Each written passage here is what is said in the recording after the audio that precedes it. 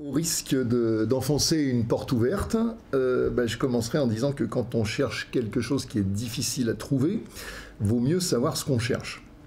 Et il nous semblerait parfaitement incongru, par exemple, que dans une conversation entre physiciens théoriques, il y en a un qui se mette à dire à l'autre mais au fait, chers collègues, qu'est-ce que vous appelez au juste un photon, hein, et qu'on s'aperçoive que depuis une heure, on est en train de discuter de quelque chose sur lequel on n'est pas d'accord, en fait.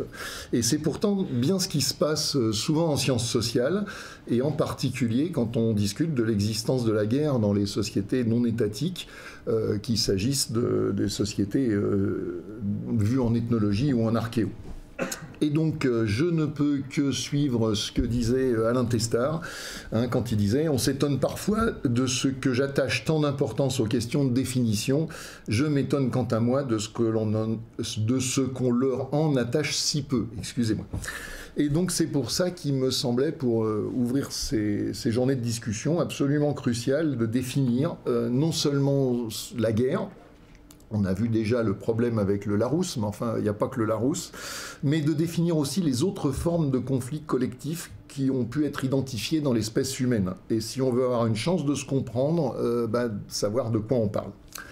Alors, ce préalable est d'autant plus indispensable qu'il faut en avoir conscience, on souffre d'un important biais ethnocentriste. Spontanément, nous avons tendance à concevoir ce que font les autres en extrapolant ce qu'on fait nous-mêmes dans des sociétés qui sont marquées par l'existence de l'État de longue date. Et donc cet ethnocentrisme va tendance à avoir biaisé nos raisonnements sur deux plans. D'une part, celui des formes sociales, ce que je vais appeler les modalités des confrontations, et d'autre part, celui de leur but ou de leur motivation. Donc d'une part, on va avoir tendance à rechercher des événements qu'on conçoit nous comme des guerres, sans forcément imaginer qu'il puisse y avoir d'autres formes de conflits collectifs. Et d'autre part, on a tendance à prêter aux autres le fait que pour se taper, pour s'affronter, la motivation qui est derrière relève de l'acquisition économique ou de la domination politique, sans imaginer qu'il puisse y avoir d'autres bonnes raisons de ces affrontements. Alors, si on veut donc parler des confrontations ou des conflits armés en général, il va falloir trouver des critères qui permettent d'effectuer au sein de ce vaste ensemble des distinctions qui sont pertinentes.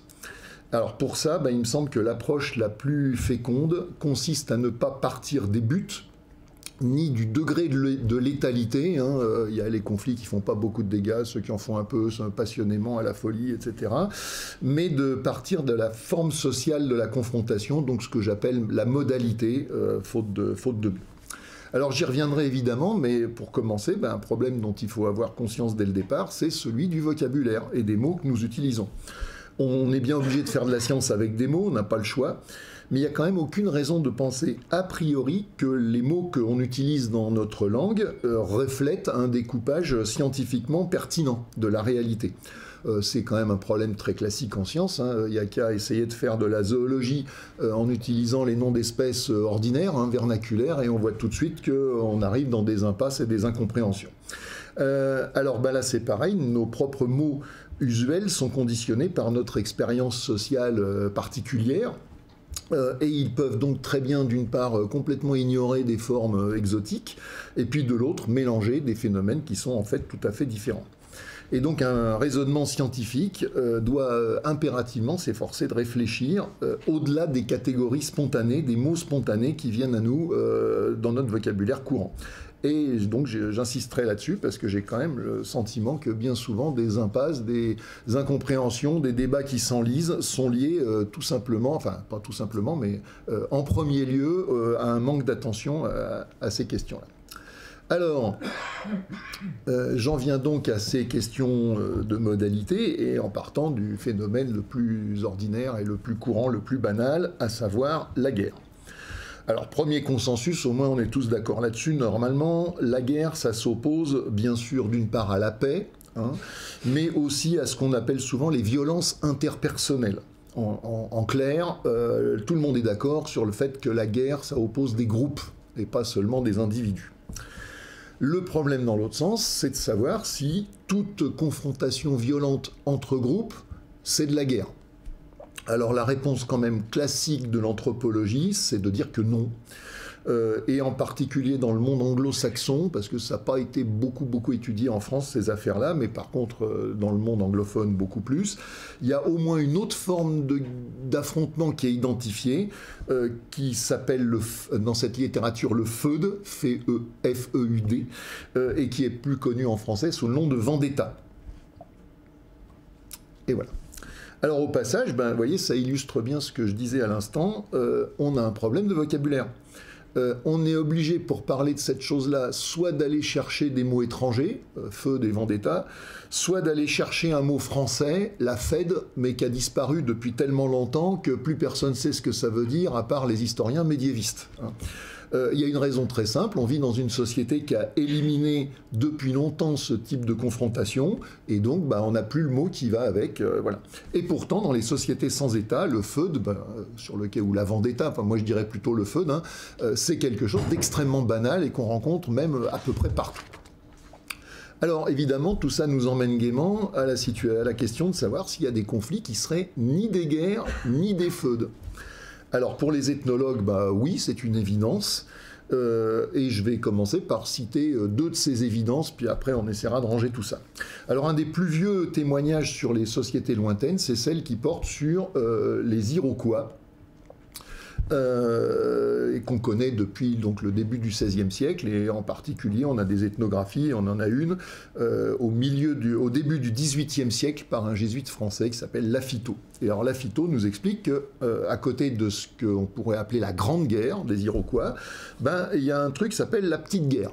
Alors c'est quoi la Petite Guerre? C'est des expéditions qui comptent en gros une dizaine d'hommes qui partent souvent très loin de leur territoire, parfois pour des mois entiers, dans le but de ramener quelques prisonniers, soit qui seront adoptés, soit qui seront sacrifiés avec des tortures qui ont fait la réputation des Iroquois. Bon, je passe les détails. Alors, est-ce que cette petite guerre, c'est une guerre, même miniature? Alors, ben, je crois que l'adjectif traduit l'embarras de Lafitau, et que 3 siècles après, ben, on n'est toujours pas sorti de cet embarras. Alors, autre exemple, je vais y revenir bien sûr sur tout ça, des batailles rangées qui opposent des dizaines, parfois des centaines de combattants, mais où d'une manière ou d'une autre, ben, on se débrouille pour limiter la violence et qui se terminent souvent en réconciliation assez spectaculaire. Alors, on rencontre ce type de coutume en Australie aborigène, mais aussi en Papouasie ou en Amazonie. Un exemple entre 1000, celui des Maenga, qui sont quelque part en Nouvelle-Guinée, qui ont été décrits par Michel Panoff. Et donc, quand il y avait un meurtre qui avait été commis au sein d'un village, et que l'auteur de l'homicide assumait publiquement la responsabilité de son geste, on organisait ce qu'on peut traduire par un combat à l'intérieur du village, Yaling Enga Maga Lona, je ne garantis pas la prononciation. Tous les hommes valides du village s'armaient, se répartissaient en 2 camps, l'un censé venger le mort, l'autre qui défendait la cause du meurtrier, et le combat durait jusqu'à ce qu'il y ait une femme qui avait été désignée pour cette fonction, qui l'interrompe en faisant le rite approprié. Et ensuite, la paix était rétablie. Le combat pouvait cesser avant qu'il y ait mort d'homme, mais aussi après que quelques combattants avaient été tués. Alors, dans un cas comme celui-là, évidemment, et même si le conflit est homicide, on a quand même pas du tout envie de parler de guerre, encore moins, je dirais, que dans le cas des Iroquois, et on sent bien qu'il s'agit de toute autre chose. Alors la liste des confrontations collectives qui relèvent ainsi ni du feud ni de la guerre est très longue, j'en citerai quelques-unes dans la suite de mon exposé, mais enfin pour l'instant je voudrais simplement revenir sur le fait que ces confrontations n'ont pas de nom. Elles n'ont pas de nom non seulement dans le langage courant, ce qui est après tout bien normal, mais elles n'ont pas de nom non plus scientifique, et ça c'est beaucoup plus embêtant. Donc les auteurs qui en parlent, ben, ils font comme Lafitau, ils utilisent en général la technique de l'adjectif. Donc on va parler de guerre à petite échelle, small scale wars, de combats simulés, des mock fights, ce qui est évidemment problématique dans la mesure où c'est quand même des choses où il peut y avoir des morts et parfois même beaucoup. Mais la solution la plus commune, et qui est sans doute la pire de toutes, c'est de parler de guerre rituelle ou ritualisée. Voilà. Alors, le dictionnaire Larousse donne plusieurs définitions de l'adjectif rituel. La plus étroite, en général, c'est de dire que c'est une dimension religieuse. Et la plus large évoque, je cite, « l'ensemble des règles et des habitudes fixées par la tradition ». Alors dans un cas comme dans l'autre, le terme s'adapte très mal à ce qu'on cherche à désigner ici, parce que ces conflits ne comportent le plus souvent aucune dimension religieuse, donc ça c'est réglé. Et inversement, que les guerres et les feudes respectent eux aussi des règles et habitudes fixées par la tradition, y compris dans l'armée française de 2024. Il y a le salut au drapeau, il y a les sonneries au clairon, il y a les grades, etc. Donc à la limite, ça rentre tout à fait bien dans le truc de rite. Donc bref, en parlant de guerre ou d'affrontement rituel ou ritualisé, en fait on dit tout et on dit rien, et finalement ça n'est qu'une manière faussement savante de dire que c'est des guerres bizarres et qu'on ne sait pas très bien qu'est-ce qu'il faudrait en dire à ce point de vue. Et donc l'idée que je voudrais défendre ici, c'est qu'il faut étudier sérieusement ces bizarreries, en soulignant en particulier qu'elles ne sont pas toutes bizarres de la même façon. Et donc il faut trouver les caractéristiques qui permettraient de les regrouper et de mieux les comprendre. Alors pour ça, je vais repartir de la guerre et du feud, à la fois dans ce qui les sépare et dans ce qui les rassemble. Alors, la question de la différence entre le feud et la guerre a fait couler énormément d'encre anthropologique, et c'est pas Jürg, ici présent, qui me contredira. On en a longuement discuté, on n'est jamais arrivé à se mettre d'accord. Bon, voilà, c'est la vie. Alors, le plus souvent, on assume que c'est des réalités différentes et on évite de rappeler en quoi elles sont différentes. Je crois qu'il y a en fait deux grandes approches. La première se contente de dire que le feud, c'est des combats à petite échelle, alors que la guerre, c'est quelque chose de beaucoup plus large. Évidemment, c'est pas absurde et ça correspond à une certaine réalité, mais enfin, c'est quand même un peu insuffisant. Si la guerre, ça n'est jamais qu'un gros feu, d'abord, on peut se demander quelle est la limite, à partir de quand on passe de l'un à l'autre. Et puis, on peut aussi et surtout se demander si cette différence de quantité ne masque pas une différence de qualité. Pourquoi on a eu besoin de deux mots si c'est pour parler de la même chose, finalement? Et c'est bien là qu'est tout le problème. Alors sur ce point, il y a une réponse qui est admise depuis des décennies par l'anthropologie anglo-saxonne et qui dit en gros que la guerre est menée par des groupes sociaux politiques alors que le feud est mené par des groupes sociaux non politiques. Alors cette réponse a été critiquée dans un excellent article de Bruno Boulestin, auquel je souscris pleinement. Je ne vais pas revenir évidemment sur l'ensemble de la discussion et vous infliger tout ça, mais enfin, je voudrais juste souligner deux arguments qui me semblent majeurs. Alors le premier, donc, qui est proposé par Bruno Boulestin, c'est qu'en réalité, la notion de groupe politique elle-même n'est pas clairement définie. Et que donc en disant que la différence feud-guerre correspond à la, guerre-feud correspond à la différence politique-non politique, on déplace le problème, mais en fait on ne le résout pas. Je ne reviens pas dans les détails de ça, éventuellement dans la discussion, mais c'est un peu périphérique. Moi, je voudrais ajouter ici un deuxième argument, encore plus radical. C'est qu'on ne peut pas définir un phénomène, ici un phénomène social, par le groupe qui le pratique. Qui le fait et qu'est-ce que c'est? C'est pas du tout la même question. Imaginons que je sois un anthropologue martien, je n'ai pas dit marxien, martien, et qu'en étudiant, c'est pas incompatible, et qu'en étudiant une peuplade européenne, j'entends dire que parfois, quand les gens se saluent, ils échangent une poignée de main, et puis parfois, il y en a un qui fait une génuflexion devant l'autre. Donc je vais demander, mais qu'est-ce que c'est une poignée de main et qu'est-ce que c'est une génuflexion? Imaginez qu'on me réponde, c'est pas compliqué, la poignée de main, ça se fait entre égaux, alors que la génuflexion, ça marque la subordination. Me voilà bien avancé. Dans le meilleur des cas, si c'est vrai, j'aurais appris une loi sociologique, mais je ne saurais toujours pas ce que c'est qu'une poignée de main et une génuflexion. Je pense qu'en disant que la différence entre la guerre et le feud, c'est que la guerre est faite par des unités politiques et que le feud est fait par des unités non politiques, on est exactement dans la même configuration. Le problème, c'est pas que c'est une mauvaise définition, c'est que c'est pas une définition du tout. Alors, je ne vais pas évidemment faire durer le suspense. Je reprends à mon compte la solution proposée par Bruno Boulestin. La guerre vise à établir une suprématie par les armes. Comme le disait Clausewitz, son but c'est de contraindre l'ennemi à accomplir notre volonté. Et le feud, lui, c'est un conflit qui se caractérise par la recherche de l'équilibre des pertes. Au sens très strict du terme, c'est un règlement de compte. Voilà. Alors, le feud peut dériver en guerre de vengeance. On passe de œil pour œil, dent pour dent à on va leur passer l'envie de recommencer. Voilà.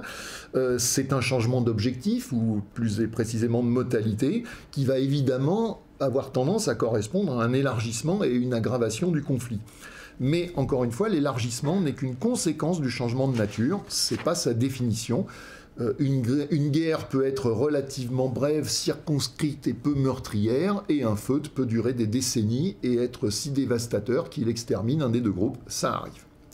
Alors maintenant que j'ai parlé de la différence entre guerre et feud, je vais m'en servir à contrario, enfin plus exactement, je vais me servir de leurs points communs pour explorer à contrario les autres formes d'affrontement. Alors la guerre et le feud possèdent deux points communs particulièrement importants, je crois. Pour commencer, ce sont des conflits qui ont pour objectif de ramener la paix, fût-ce éventuellement celle des cimetières. Mais dans la guerre comme dans le feud, on se bat parce qu'on a un litige et qu'on souhaite y mettre un terme. Une fois l'objectif atteint, suprématie dans le cas de la guerre, équilibre des pertes dans le cas du feud, les hostilités pourront cesser et on pourra entretenir avec l'adversaire des rapports apaisés sur une nouvelle base.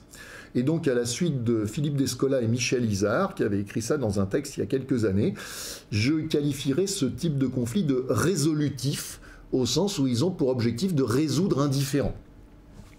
Le deuxième point commun entre la guerre et le feud, c'est que l'affrontement est décidé sans avoir besoin de l'approbation de l'adversaire. On prend les armes, que l'ennemi ait lui aussi envie d'en découdre ou pas, et puis tant qu'à faire, on fait même de son mieux pour l'attaquer par surprise. Et donc je parlerai à ce propos de confrontation unilatérale, alors pas unilatérale au sens où on se battrait tout seul, évidemment ce serait absurde, mais unilatérale dans le sens où on n'a pas besoin que l'autre soit d'accord pour se battre, pour aller se battre quand même. Et ces deux dimensions, donc résolutif et unilatéral, à mon avis, ça peut donner les clés d'une classification générale des confrontations collectives, en ouvrant la possibilité d'en identifier qui soit ni unilatérale, enfin pas unilatérale, pas résolutive ou aucune des deux. Alors, ça va donc nous donner un très beau tableau à 4 cases. Voilà.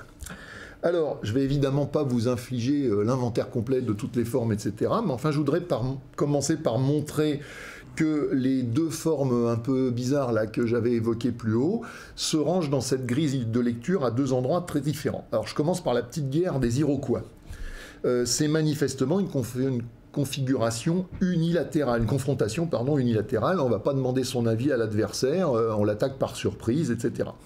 Mais on voit bien que cette prétendue guerre n'a pas pour but d'établir quelque suprématie que ce soit. Et plus généralement, elle n'a pas non plus pour but de rétablir la paix. On va capturer des prisonniers pour toute une série de motifs, mais certainement pas celui d'obliger à quoi que ce soit la société qui est la cible du raid. C'est donc pas une confrontation résolutive.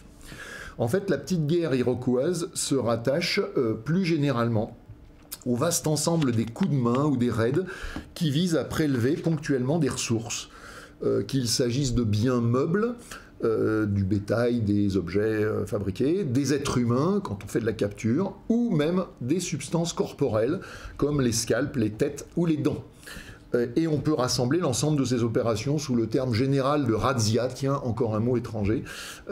Et entre la razzia et la guerre authentique, il y a en quelque sorte la même différence qu'entre un braquage de banque et la nationalisation sans indemnité du système financier. Vous voyez, c'est pas voilà.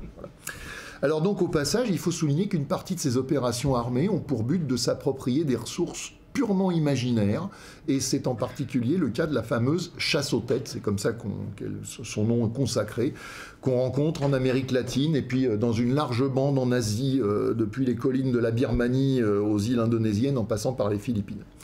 Sous réserve d'être traitées par le rite approprié, ces têtes sont censées permettre aux enfants de grandir, aux végétaux de pousser, elles permettent de terminer un deuil, elles favorisent la fertilité des femmes, elles éloignent les maladies. Bon, c'est une forme primitive d'hydroxychloroquine, vous voyez.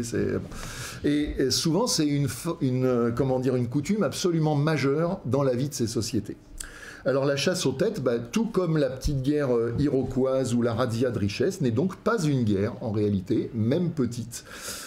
Puisque, j'insiste, elle n'a pas pour but de vaincre l'ennemi, elle n'a pas pour but de lui imposer des conditions de paix, mais seulement d'effectuer sur lui un prélèvement limité. Alors je passe maintenant aux batailles rangées, marquées par une limitation de la violence. J'avais donné un exemple néo-guinéen. Alors c'est en quelque sorte tout l'inverse de ce dont je viens de parler.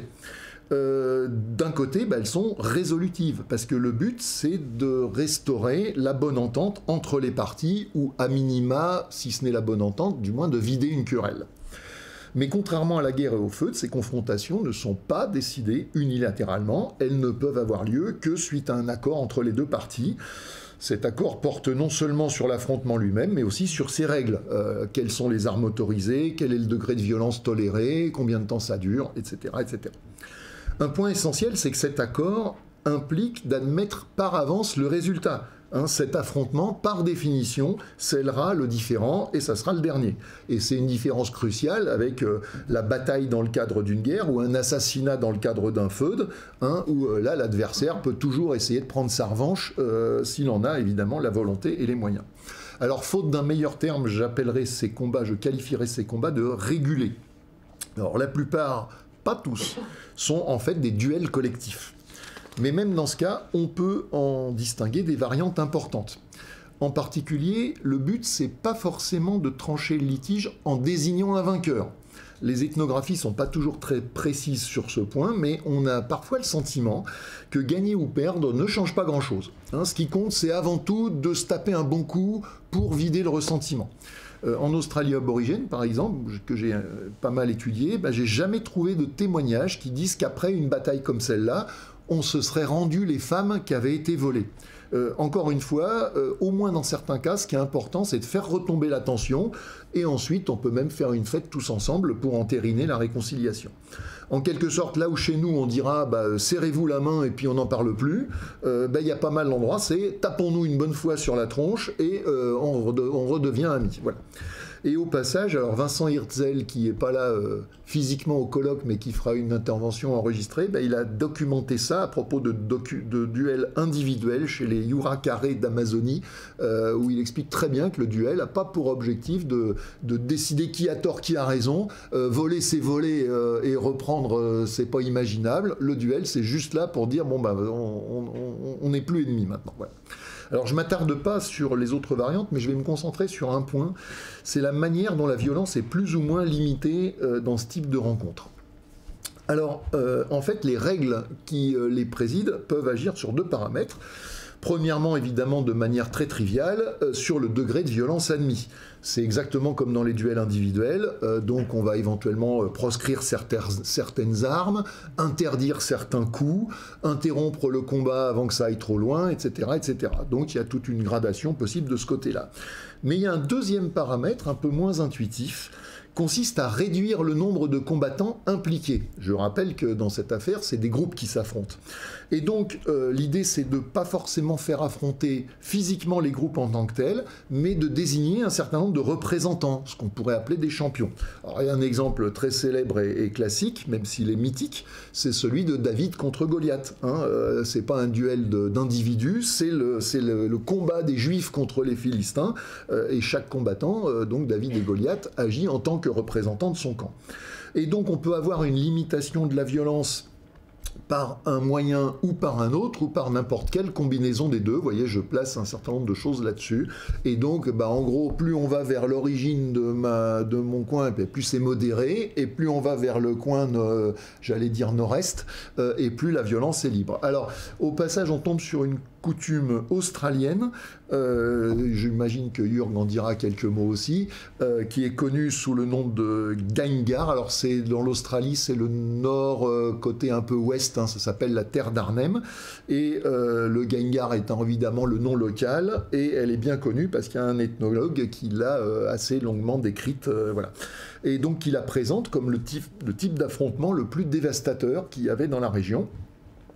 Lui, il a fait son ethnologie au début du XXe siècle et il en avait reporté 3 occurrences et chacune avait fait 14 ou 15 morts, ce qui, quand on rapporte le chiffre à la taille des populations concernées, c'est quand même c'est considérable. Hein, voilà. C'est Verdun. Enfin, voilà. Donc, le Gaingar est un combat sans limite. Après une acceptation initiale par les deux parties, il faut que les deux soient d'accord, on se rencontre en un point choisi à l'avance et là, on s'entretue autant qu'on veut, j'allais dire, et on a même le droit à la surprise. Hein, voilà. Alors dans mon bouquin sur l'Australie, je disais que le Gaingar était une guerre, du simple fait que son déroulement n'était entravé par aucune règle et qu'il était extrêmement meurtrier. Eh bien, j'ai changé d'avis. Il n'y a que les imbéciles qui ne changent pas d'avis, c'est ce que j'ai toujours dit, hein, selon le principe. Voilà. Et donc, il me semble aujourd'hui que c'est une erreur et que le Gaingar, ce n'est pas une guerre, et au moins pour 2 raisons. Alors, pour commencer, ben, sur le fond, le vainqueur, s'il y en a un, n'impose rien au vaincu. Le Gaingar, qui se déroule entre clans de la même tribu, n'a pas pour but de contraindre celui qui le perd à quoi que ce soit, et en l'occurrence, je me demande même si parler de vainqueur et de vaincu a même un sens. Son objectif, c'est d'éteindre un feud qu'on parvient plus à maîtriser par les autres moyens. Les intéressés disent, c'est un combat de lance pour arrêter les combats de lance. Et donc il s'agit en quelque sorte de crever l'abcès une bonne fois pour toutes dans un bain de sang, mais pas d'imposer un nouvel ordre des choses et de refonder des nouveaux rapports sur une base différente. Et puis deuxième point, le Gaingar est soumis à acceptation préalable des deux parties. Warner ne dit pas explicitement ce qu'il advient s'il y en a une qui le propose et l'autre qui le refuse. Bon, enfin, on devine qu'à ce moment-là, bah, le feud continue comme avant et que donc le conflit se poursuit, ce que j'ai appelé en mode unilatéral. Bref, le Gaingar n'est doublement pas une guerre et ça souligne à quel point, pour décider de ce qui est ou pas une guerre, le critère de l'ampleur ou de la létalité des combats, c'est pas un bon critère. Voilà. Ah, pardon, j'avais une photo d'Australien, excusez-moi. Voilà, je vous en avais privé. Alors, j'en reviens à ma classification. Il reste donc la possibilité de remplir la dernière case, avec des confrontations qui seraient à la fois non unilatérales et non résolutives. Alors, il ne faut pas très longtemps pour voir que cette possibilité n'est pas seulement théorique, mais qu'elle correspond à bien des pratiques observées. Alors, première pratique, baigne littéralement notre propre société, c'est les confrontations sportives. Alors certes, elles ne sont pas homicides, en tous les cas normalement, hein, et on pourrait dire donc qu'elles sont hors sujet. J'en suis pas si sûr, elles sont limites, mais je ne sais pas très bien de quel côté de la limite. En tous les cas, c'est bel et bien des confrontations physiques entre des groupes, c'est évident pour les sports collectifs, mais c'est aussi vrai d'une bonne partie des sports individuels, où les athlètes concourent au nom, en tant que représentants, en particulier d'un État national. Et par ailleurs, il ne faut quand même pas oublier que le sport contemporain, il est relativement policé, il a des ancêtres, il n'y a pas si lointain, qui l'étaient beaucoup moins, dans lesquels les blessures ou les morts d'hommes étaient monnaie courante. Je pense par exemple à la soule médiévale, au calcio italien de la Renaissance, etc., etc. Alors la principale raison d'être affichée du sport moderne, c'est, on pourrait dire, la compétition pour l'amour de la compétition. On pourrait employer un mot savant et dire que ce sont des confrontations agonistiques.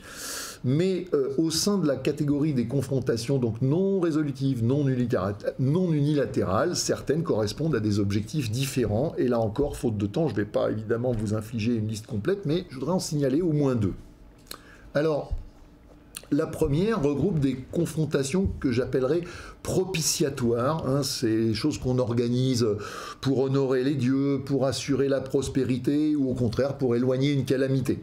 Alors c'était par exemple le cas des Jeux Olympiques de l'Antiquité. C'est aussi le cas d'un jeu qui s'appelle lacrosse, qui est l'ancêtre du polo, et qui était pratiqué avec une certaine vigueur virile, vous voyez ce que je veux dire, par les Indiens du nord-est de l'Amérique, quand un malheur s'abattait sur eux. Alors naturellement, dans cette variante, comment dire, l'aspect agonistique est également présent, hein, il y a à côté qui va gagner, etc. Mais en théorie, il est subordonné à un but qui est censé le dépasser, et c'est ça qui fait la différence avec le sport moderne. Et puis, il y a aussi des affrontements à but sacrificiel, où on recherche le fait qu'au cours de la confrontation ou suite à elle, le sang humain coule, et que ce sang humain soit donc offert à une divinité. Alors le premier exemple qui vient à l'esprit, c'est celui de ce qu'on appelle la guerre fleurie, joli nom, des Aztèques.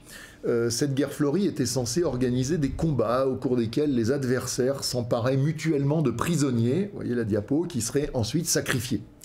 Alors en fait, les sources qui rapportent cette institution sont assez tardives, pas très explicites, et je pense que la réalité de cette affaire-là est quand même un peu douteuse. Pour autant, il y a au moins 2 coutumes dans 2 régions du monde très éloignées qui sont de la même teneur et qui là sont parfaitement attestées. Premier cas, le tinku, pratiqué dans les Andes depuis des siècles et qui n'a jamais été vraiment éradiqué par les États, y compris à l'époque moderne. Chaque année, 2 villages ou 2 moitiés de villages se livrent à un pugilat général avec l'idée que le sang des victimes adverses, parce qu'il faut qu'il y ait des morts, arrose la Pachamama, hein, la bienveillante divinité terrestre qui fait pousser les récoltes. Voilà. Deuxième exemple, en Indonésie, dans l'île de Sumba que Christian Jeunesse connaît bien, se pratique je sais pas, la pazola, qui est un combat de cavaliers qui se jette des lances et dans un but très exactement similaire. Alors pour conclure sur ces formes, eh bien toute leur identification me semble être un préalable indispensable à une analyse un peu plus fine des confrontations armées et de leurs tentatives de repérage archéologique. On voit qu'à côté de la guerre et du feud, et dans des logiques sociales complètement différentes, eh bien il y a une foule de modalités d'affrontement. Les ignorer ou les regrouper indifféremment sous l'étiquette fourre-tout de rituel, c'est à coup sûr s'empêcher de comprendre ces logiques et risquer d'interpréter tout affrontement collectif homicide au prisme de notre propre étroite perspective. Alors, c'est pas tout à fait fini, je vais quand même dire quelques mots maintenant du but des confrontations. Évidemment, je me contenterai d'effleurer parce que l'heure tourne, mais voilà. Je voudrais quand même m'arrêter là-dessus. Alors, depuis quelques décennies, Arthur y a fait allusion dans son introduction, il y a un débat sur les origines des conflits collectifs qui oppose globalement 2 camps. D'un côté, il y a ceux que dans le monde anglo-saxon on appelle les faucons et qui plaident pour une origine ancienne de la guerre en la faisant remonter, y compris aux espèces préhumaines. Et puis en face, il y a les colombes, largement représentées en France, qui situe l'émergence des conflits collectifs meurtriers à une époque beaucoup plus récente. Alors après, il y a des variantes, hein, certains les font remonter au Mésolithique, d'autres au Néolithique, d'autres à l'âge du bronze, etc., etc. Alors cela dit, il me semble qu'il y a quand même un point sur lequel à peu près tout le monde se rejoint dans ce débat, c'est qu'on se bat pour des ressources, et pour des ressources tangibles, des territoires, des femmes, des biens matériels. Et donc en fait le point de désaccord fondamental entre les faucons et les colombes, en tous les cas l'essentiel des faucons et des colombes, consiste à savoir si oui ou non, avant la sédentarisation, les ressources sont suffisamment importantes et concentrées pour que ça vaille la peine de s'en emparer par la force ou de les défendre par la force. Alors il me semble quand même que cette vision est très réductrice à au moins 2 titres. Depuis très longtemps, en effet, l'ethnographie nous donne de multiples exemples de conflits qui ont d'autres enjeux que les ressources ou qui se déroulent, j'en ai déjà parlé, autour de ressources imaginaires. Alors, premier point, un des plus vieux ensembles de témoignages ethnographiques concerne les Tupinamba du Brésil que les Européens ont commencé à fréquenter dès le début du XVIe siècle. Ces Indiens qui vivaient dans de vastes villages lançaient très régulièrement des expéditions militaires qui regroupaient plusieurs milliers d'hommes pour aller dévaster les villages ennemis. Alors, que dit un des premiers témoins, en l'occurrence Jean de Léry, ce qu'il dit recoupe absolument tout ce que les autres disent, hein, voilà, à propos de ces affrontements. Non pas qu'ils se fassent la guerre pour conquérir les pays et terres les uns des autres, car chacun a plus qu'il ne lui en faut. Moins que les vainqueurs prétendent s'enrichir des dépouilles, rançons et armes des vaincus. Ce n'est pas, dis-je, tout cela qui les mène. Car, comme eux-mêmes le confessent, n'étant poussés d'autre affection que de venger, chacun de son côté, ses parents et amis, lesquels par le passé ont été pris et mangés. Leurs haines sont tellement invétérées qu'ils demeurent perpétuellement irréconciliables. Et donc les Tupinamba, nous dit Léry, ils combattent pas pour les richesses. La société de Tupinamba est une société de cultivateurs, mais il n'y a pas de richesse au sens anthropologique du terme. On convertit pas les biens en droits sur les humains. Il n'y a pas de prix de la fiancée, il n'y a pas de vergeld, etc., etc. Ils combattent pas non plus de manière générale pour les ressources, pas pour les territoires, c'est explicite, pas même pour les femmes. Celles qui finissent capturées seront assommées et mangées exactement comme les hommes. Donc les Tupinamba, ils se battent que pour une raison, la volonté de se venger, et même une volonté apparemment qui ne peut même pas être éteinte. Vous voyez, c'est pas comme un feu, il n'y a pas de fin à ce truc-là. Bon. Un ethnologue a parlé à leur propos de vengeance sans fin, ce qui suggère qu'on est dans un phénomène qui en fait ne relève ni du feu ni de la guerre. Alors quoi qu'il en soit, les Tupinamba sont loin de constituer une exception. Moi j'avais donc bossé sur l'Australie aborigène, qui constitue un vaste ensemble de sociétés de chasse-cueillette, elles aussi dépourvues de richesse. Et si on s'intéresse aux conflits collectifs répertoriés dans la littérature, on connaît les motifs allégués pour un peu plus d'une centaine d'entre eux. Or, les conflits au sujet des ressources, et en particulier des territoires, sont exceptionnels si même ils existent. Et il est d'ailleurs frappant de constater que chez les aborigènes, ce désintérêt pour le territoire d'autrui s'exprimait sous la forme d'interdits juridico-religieux. Il y a plusieurs ethnologues de manière convergente qui rapportent que s'approprier un territoire étranger aurait été perçu comme une sorte de folie. En faisant ça, on se serait coupé de ses liens spirituels avec son propre territoire, liens considérés comme vitaux. Alors ce découplage donc entre conflits armés et appropriation de ressources ne se manifeste pas seulement dans les sociétés sans richesse. J'ai le sentiment qu'il concerne aussi des sociétés dans lesquelles la richesse joue déjà un rôle tangible. Alors j'ai pas eu le temps d'accumuler suffisamment de données pour appuyer ça par une enquête exhaustive et des statistiques, mais j'ai vraiment une impression d'ensemble qui est que la richesse ne pénètre les objectifs des conflits qu'avec un certain retard, en quelque sorte. C'est-à-dire qu'on observe de nombreux cas où les biens matériels jouent un rôle notable dans les rapports sociaux, mais où les conflits armés restent dominés par des questions de vengeance et ou d'appropriation de ressources imaginaires. Alors j'avoue que c'est un résultat assez contre-intuitif. Qu'en l'état actuel des choses, je me contente de relever sans être capable de l'expliquer. Et en tous les cas, ça y est, j'ai fini et je vous remercie de votre attention.